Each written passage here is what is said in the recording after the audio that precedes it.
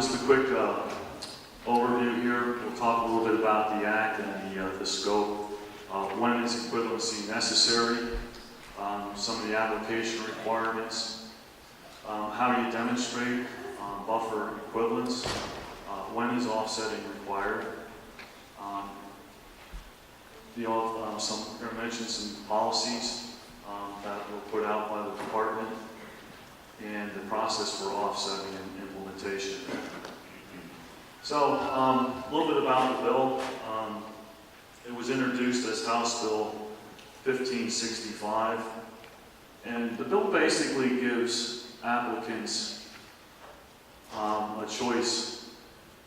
They can either implement the required buffers that were always required as, with 102.14, either riparian or the riparian forest buffer, or they could implement a equivalent BMP, okay, that would take place of the buffer. And in some cases, if they implement an equivalent BMP, there may be some offsetting that's required in some cases, okay? So it basically affect individual NPDES permits within that 150-foot area from the stream. What it doesn't apply to, it doesn't apply to oil and gas permits, okay, ESCGP permits, ENS permits for road maintenance and timber harvesting, and it does not affect voluntary buffers. Okay, we'll look at the Act a little bit, 402. So 402C1 of the Clean Streams Law is basically provides alternatives, okay, to the traditional existing guidance from 102.14. Because before we had to either create a buffer or protect forested buffer or create a forested buffer, okay? Now we can still do those same things, or we have a few alternatives, okay? And then 402C2 deals with offsetting. Depending on depending where 402C1 takes you, because there's two choices in there, offsetting may be required. So I think we have some illustrations that will clear it up a little bit. So 402C1, or 402C1 double I, that basically deals with the alternate BMP here, okay? So applicants choosing not to implement the riparian buffer, the riparian forest buffer, they must make a demonstration that the BMPs that they will implement will be equivalent to the type of buffer that was required, okay? So 40C1 basically nullifies that part of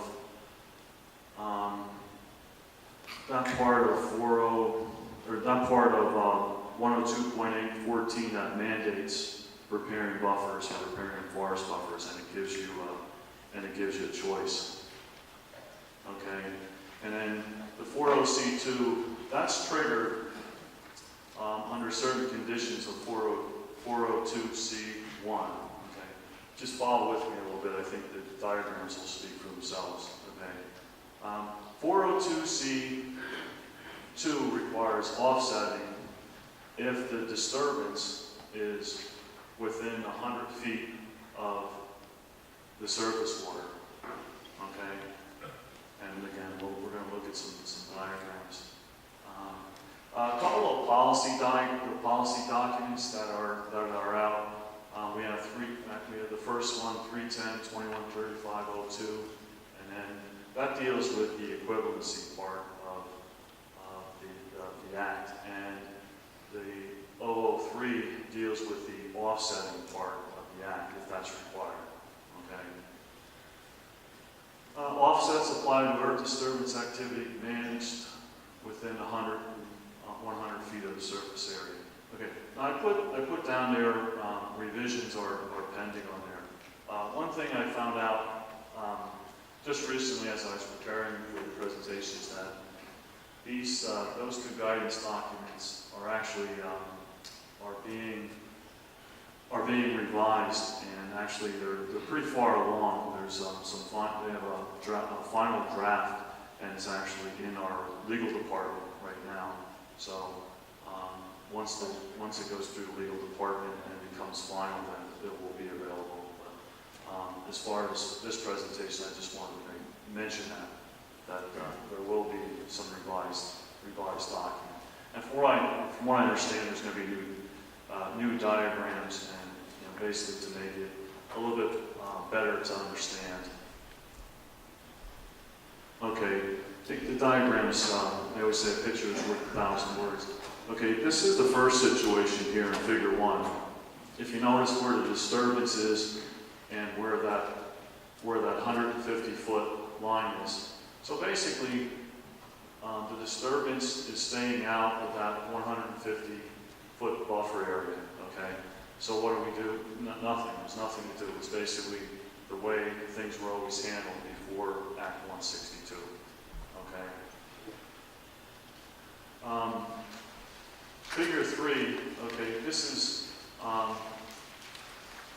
is where you're going to have to do an equivalency demonstration, okay, but not offsetting, okay. So what you have here is you have the disturbance, okay, which is into this this area here of the buffer, but it doesn't go as far. It only goes into it no more than 50 feet, okay? In that case,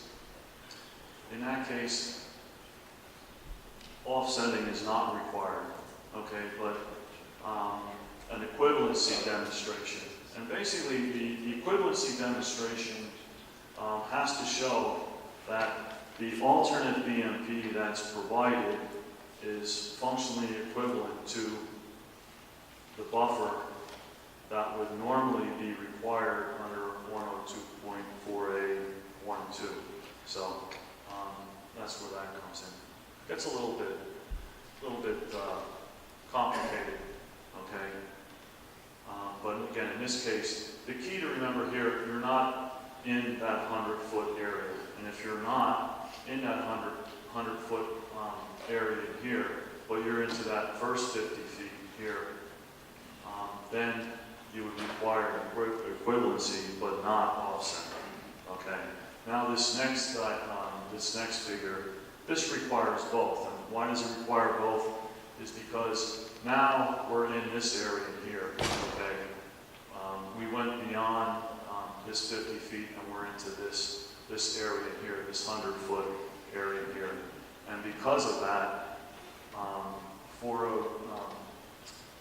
402C2 kicks in, which is the offsetting part of Act 162. Okay. So here you would have to do both an equivalent BMP. You would have to so that you can have an equivalent BMP that would have the the functional equivalency of the buffer that would be required, and you also have to offset this entire area within the 150 feet. So this hatched area, that would have to be offset somewhere, okay? And we probably should talk about what somewhere is. Offsetting, as far as the offset area, the offset is, the guidance says that the offset area should be a 1-to-1 ratio. So if you, in this example, that hatched area, if the hatched area is, say, 3 acres, then that offset area has to be at least 3 acres. So it's a 1-to-1 ratio, okay? So whatever you're removing here, you have to, the offset area has to be equal to that, okay? As far as where the offset area should go, I believe the law says in the same drainage list, okay, which is a pretty large area, and we'll show you what the drainage list of. The drainage list I'm referring to is in Chapter 93. Now our guidance strongly suggests that it be placed as close as, I believe it says as feasibly possible to the disturbance on a special protection watershed, okay?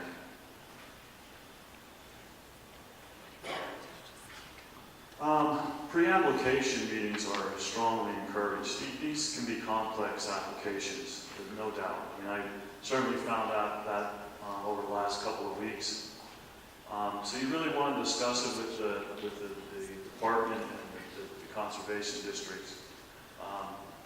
Talk over some possible issues and discuss possible solutions. Okay. You want to have a complete, technically adequate application, that goes without saying. And part of that completeness, complete application would include the demonstration equivalency, okay? Which, and we'll talk about that real quick, but those are basically done by using worksheets 12, 13, and 14 and 15, okay? That basically helps demonstrate the equivalency. And also a narrative on the buffer function, okay, is also required.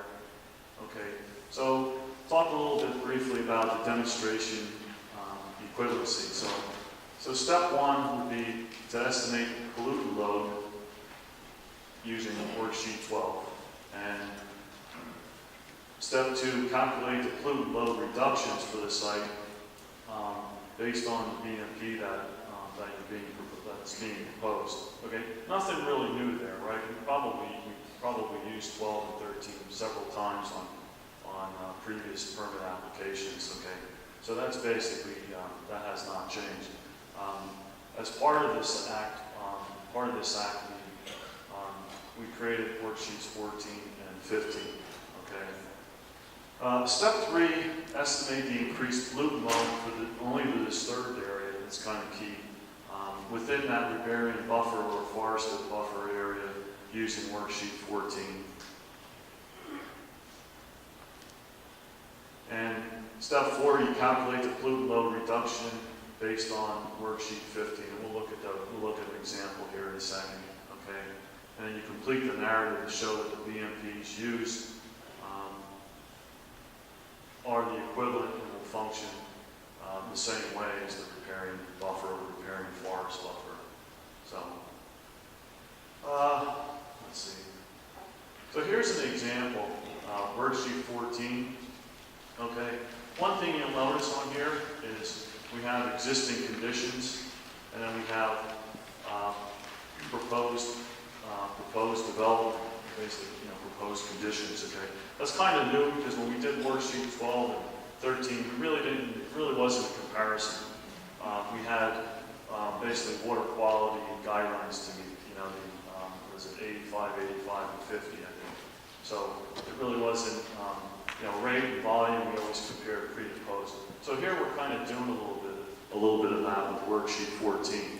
Okay, so the existing, this first part is what you want to model.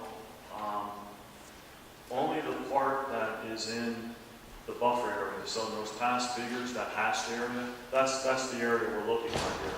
So for this example, we have 2 acres. Okay. So that hatched area would be that 2 acres. It's only the area in the buffer, okay? As far as what to model it as, it's either going to be forest or meadow, okay?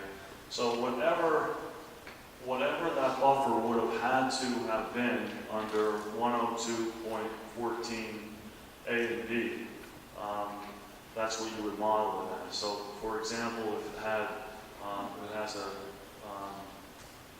TMDL, okay, you would model it as a forest area, or if it is the offset area is already forested, you would model it as a forested area.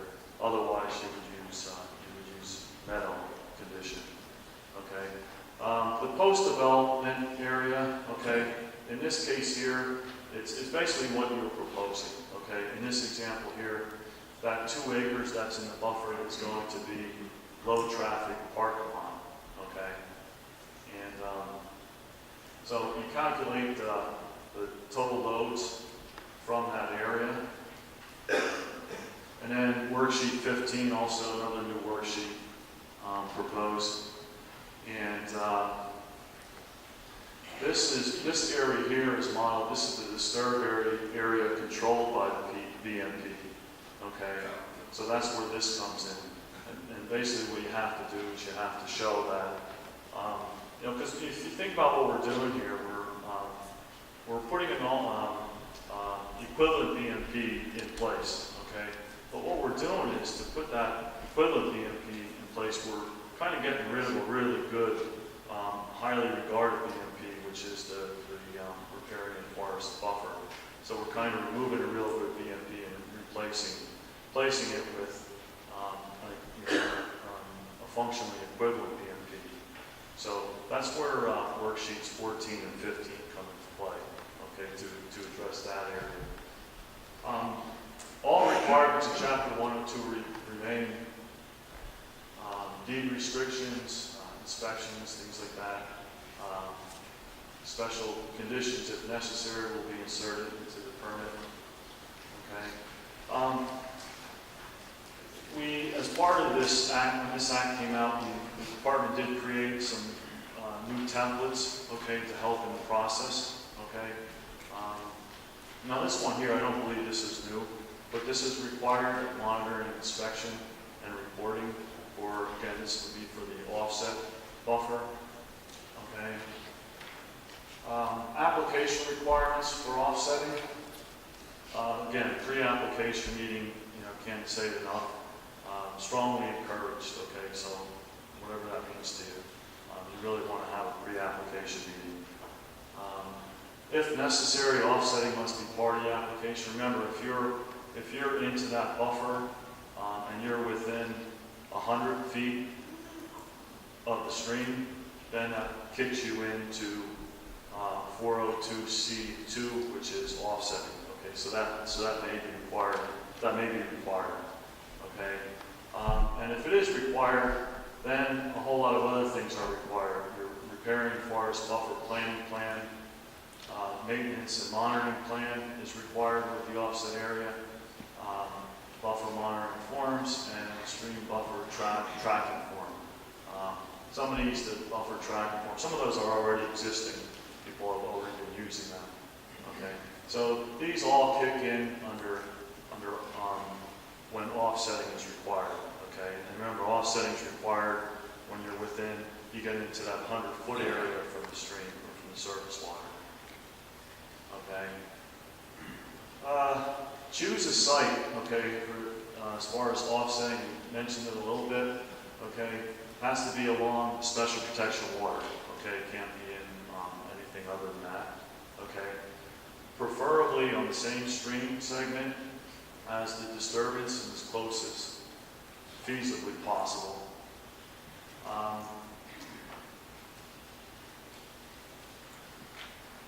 Has to be, the area has to, the offset area can't already be a buffer, okay? So you can't just go and protect, say, hey, here's my offset area, it's already a riparian forest buffer, we're just going to protect it. You can't, according to the regulation, you have to create one, okay?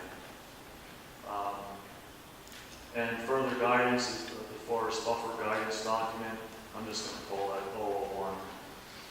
That's available. So here is that drainage list. So if you look at some of these, the area, here's, N. That's a huge part, chunk of the state right there. So again, we recommend, the guidance recommends as close as possible.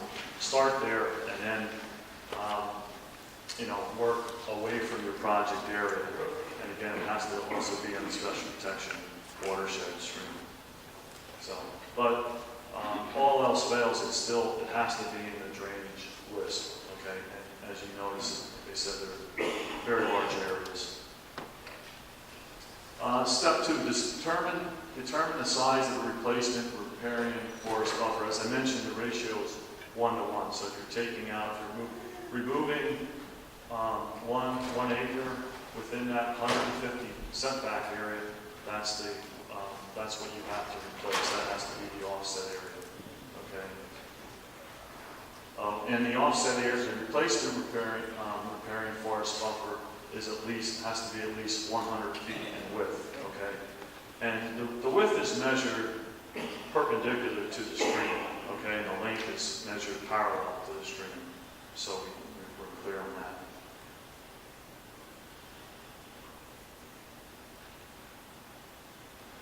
Additional sizing criteria.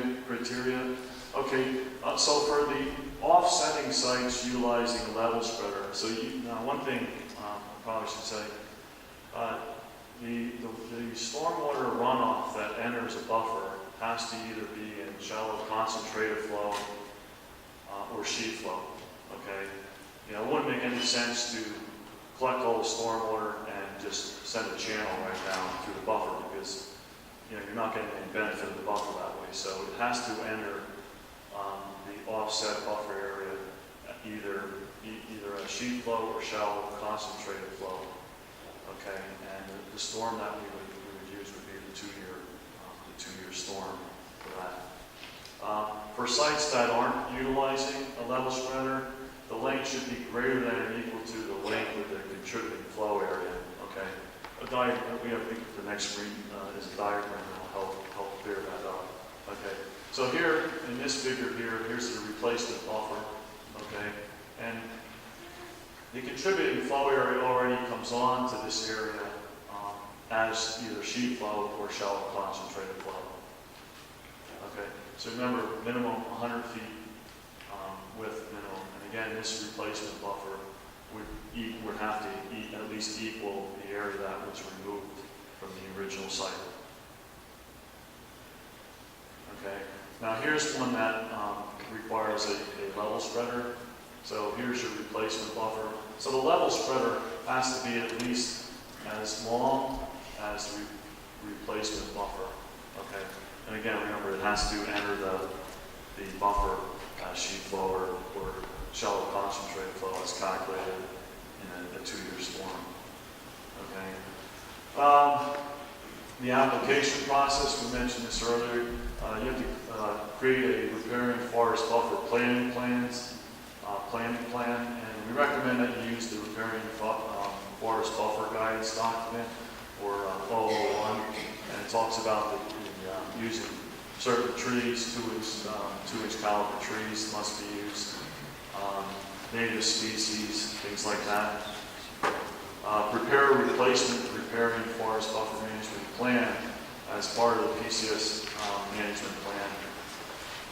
We have a planning plan, a maintenance plan, a monitoring plan, stream buffer tracking form, long-term protection from future disturbance. Basically, you have to have that deed restricted just as we normally would if we were putting a buffer on the property, so that would have to go through all that process as well. So it has to be be protected.